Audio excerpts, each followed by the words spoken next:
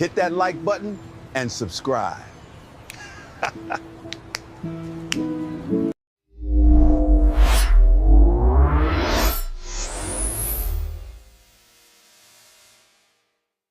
Forget the Hallmark aisle.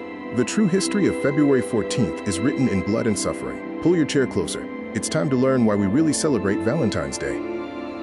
We are told Valentine's Day is about polite affection, but this is a deception. It is a centuries-old cover-up designed to hide a history of ritual violence and state-sanctioned execution. The candy hearts are just there to sweeten the taste of the grave. Long before St. Valentine, Rome celebrated Lupercalia, a primal festival from February 13th to 15th. Held at the Lupercal, the cave where Romulus and Remus were suckled by the she-wolf, the goal was not romance, but purification and fertility through terror. The festivities began with the sacrifice of a goat for fertility and a dog for purification. The ritual demanded a human element, smearing sacrificial blood across the foreheads of two noble youths. As the blood was wiped away, they were ritually obliged to laugh, a forced, manic cackle. The skins of the sacrificed goats were sliced into thongs called februa. Drunk, men ran through the streets of Rome, lashing out. Women did not flee. They lined up, believing the februa promoted fertility. The name of our month, February, is literally born from this purification by whipping. Legends tell of a jar of names, where men drew women's names for temporary coupling. By 496 AD, Pope Gelasius I condemned Lupercalia as a, quote, vile rabble and an instrument of depravity, demanding the faithful abandon the right of the wolf. To purge the pagan festival, the church needed a replacement, a martyr. History records 3 martyrs named Valentine, all said to have died on February 14th. The church likely stitched their stories together into one figure to occupy the calendar. The villain of the story is Emperor Claudius II. Facing a shortage of soldiers in the 3rd century, he outlawed marriage for young men. He reasoned that single men fought better. The priest Valentine defied the emperor, performing secret weddings until he was caught. There was no mercy for the priest. Around 270 AD, Valentine was beaten with clubs and stoned. When that failed, he was beheaded. His execution day was later marked as a feast day, a celebration of death, not romance. While imprisoned, Valentine befriended the jailer's daughter, Julia. Legend says he restored her sight. On the eve of his execution, he wrote her a final note, signed, "From your Valentine." We turned a doomed man's last words into a catchphrase for greeting cards. If you doubt this story, the relics remain.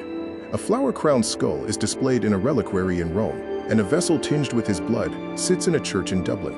The remnants of St. Valentine are scattered across Europe. For centuries after his death, St. Valentine had zero connection to romance. He is the patron saint of beekeepers, travelers, and plague victims. Most notably, he is the patron saint of epilepsy. The path from seizures to sweethearts was not a straight line. Who connected the beheaded martyr to love? Blame Geoffrey Chaucer. In his 1382 poem, he wrote, "For this was on St. Valentine's Day, when every bird cometh there to choose his mate." Chaucer essentially invented the romantic holiday. Life imitated the legend. The oldest surviving Valentine was written in 1415 by Charles, Duke of Orleans. He was a prisoner of war in the Tower of London, writing to his wife while rotting in a cell. Once again, the holiday's roots are tangled in captivity. By the 1840s, mass production seized the holiday. Esther Howland, the mother of the American Valentine, built an assembly line creating lace and ribbon cards. But as the cards became cheaper, the sentiments became crueler. The Victorians didn't just send love, they sent hate. Vinegar Valentines were anonymous, cheaply made cards sent to insult the recipient, mocking physical deformities and lack of intelligence. Millions were mailed, delivering anonymous cruelty. Richard Cadbury changed the game in the 19th century. He used excess cocoa butter to create eating chocolate and put it in fancy heart-shaped boxes. The industry realized that guilt and sugar were a profitable combination. This holiday is a survivor. It survived the ban of the pagan popes and the execution of its namesake.